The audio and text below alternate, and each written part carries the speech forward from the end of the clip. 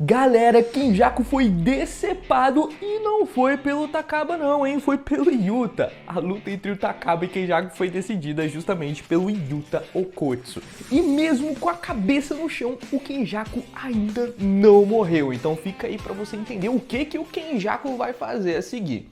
E galera, para caso você queira ver o mangá, todas as páginas certinhos, eu narrando tudo certinho, como de costume, eu coloquei no canal reserva, porque esse daqui já recebeu 2 strikes, principalmente com esses vídeos, com os vídeos de quarta-feira. Então eu tô postando os vídeos de quarta-feira lá no meu canal reserva, e aqui eu só vou fazer um apanhado, comentar um pouquinho mais para não levar strike, beleza? Então se você quiser ver o capítulo 243 na íntegra, é só clicar no link que está aqui na descrição. E bom, vamos começar com o show, com o espetáculo do Takaba e Kenjaku. Só falando aqui brevemente, porque essa parte ela é muito nichada, tá? Só quem entende mesmo dessa parte são os japoneses. Eles começam a falar muita coisa da cultura local. É como se eu começasse a falar para os japoneses sobre Castelo Rá-Tim-Bum, algo que marcou a minha geração. Todo mundo da minha geração sabe o que é Castelo Rá-Tim-Bum, mas alguém de fora não vai saber. A mesma coisa aqui, eles estão falando de uma coisa muito nichada,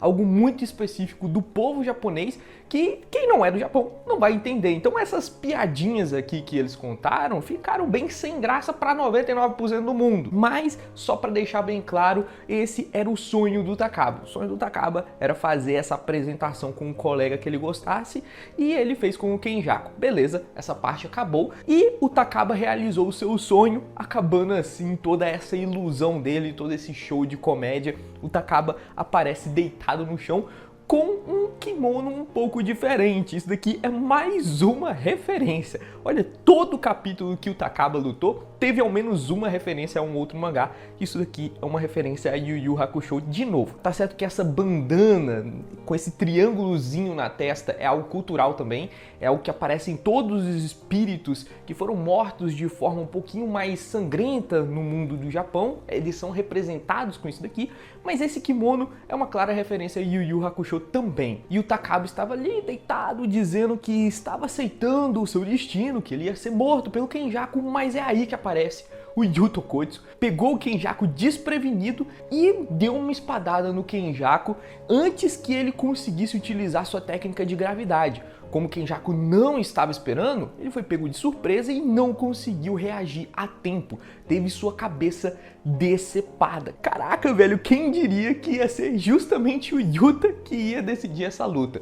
Porém, a cabeça que estava no chão ali, ela ainda não acabou, ela ainda estava conversando. Eu acho que o Kenjaku é o único que consegue fazer isso. Com a cabeça lá rolando, ele ainda conseguir conversar. E sorte do Kenjaku que a cabeça rolou e parou pra cima, né? Porque se parasse pra baixo, ele não ia fazer nada, ele ia comer grama. E aqui, finalmente, o mangá de Jujutsu Kaisen volta a ficar animado. Porque por mais que o Takaba fosse um personagem legal, da hora, eu gosto do Takaba, as suas lutas são chatas. Pelo menos na minha opinião, são historinhas, não tem ação, é uma luta sem trocação, é uma luta sem agredir o outro. Então, na minha opinião, é chato.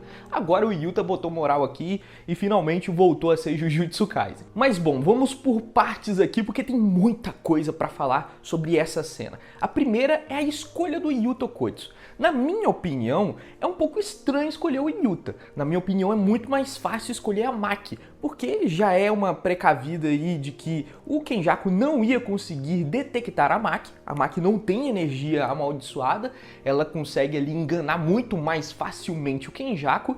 E a segunda coisa que eu não entendi por que eles conseguiram enviar o Yuta, ou ao menos eles confiaram tanto assim, que é a não existência de corvos no local. E isso daqui faz toda a diferença pro Yuta aparecer, porque os corvos são justamente os olhos daquela galerinha. Então, pro Yuyui saber o momento exato de quando enviar o Yuta, ele precisaria estar vendo, e ele não está vendo esse fight, diferentemente do que está acontecendo com o fight do Sukuna. Yuyui e toda aquela galerinha tá assistindo tudo igual uma televisão mesmo. Aqui, na luta do Kenjaku, não. A Mei Mei não enviou corvo nenhum, e isso foi deixado claro no começo da luta. Então, é bem complicado aqui a gente ver esse time tão certinho do Yuyui enviar o Yuta, ainda mais o Yuta que tem muita energia amaldiçoada e é facilmente detectável pelo Kenjaku. Por isso que eu acho que seria muito mais compreensível enviar a máquina. Talvez eles expliquem isso no próximo capítulo, a gente não sabe, mas se for assim, na sorte mesmo, eles enviaram o Yuta acreditando que o Takaba ia estar prendendo o Kenjaku, eles têm que ter confiança realmente muito grande no Takaba para fazer uma parada dessa nas cegas. Quanto ao Takaba, cara, o Kenjaku reconheceu o Takaba. O Takaba foi reconhecido assim, comparado mais ou menos com a mesma fala do Satoru Gojo. Lá no capítulo 222, o Satoru Gojo meio que pressionou toda aquela galerinha ali com a sua aura, mostrando que é realmente o mais forte daquele local. O Kenjaku se referiu ao Takaba mais ou menos da mesma forma, porque o Takaba prendeu o Kenjaku de tal forma que ele não conseguiu detectar o Yuta. Ele não conseguiu ver que o Yuta saiu do local e foi pra lá e emboscou ele. Tudo isso porque, além de ser chato pra caramba esse poder do Takaba, ele ainda mudava a forma de pensar do próprio Kenjaku,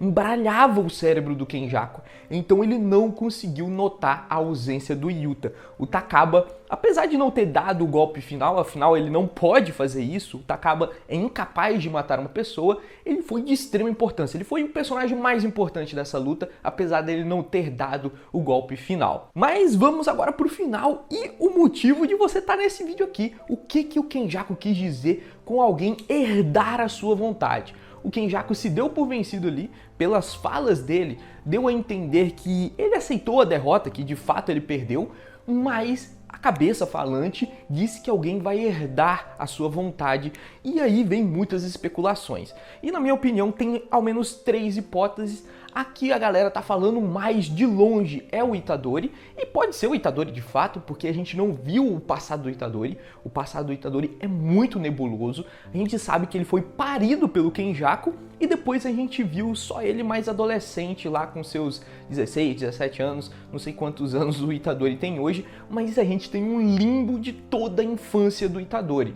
Então pode acontecer muita coisa nessa infância e alguma interferência do Kenjaku no meio dessa infância toda. Por isso muita gente tem especulado de que quem vai herdar a vontade do Kenjaku vai ser o próprio Itadori, e o Itadori vai dar uma de Eren, vai virar o vilão da obra assim do nada. Na minha opinião, tá? Isso pode acontecer, mas eu acredito que não vai ser isso não. Isso daqui é a minha opinião. Até mesmo porque no capítulo em que o Kenjaku enfrentou o Chozo, o próprio Chozo pergunta ali quais são os seus planos para o Itadori.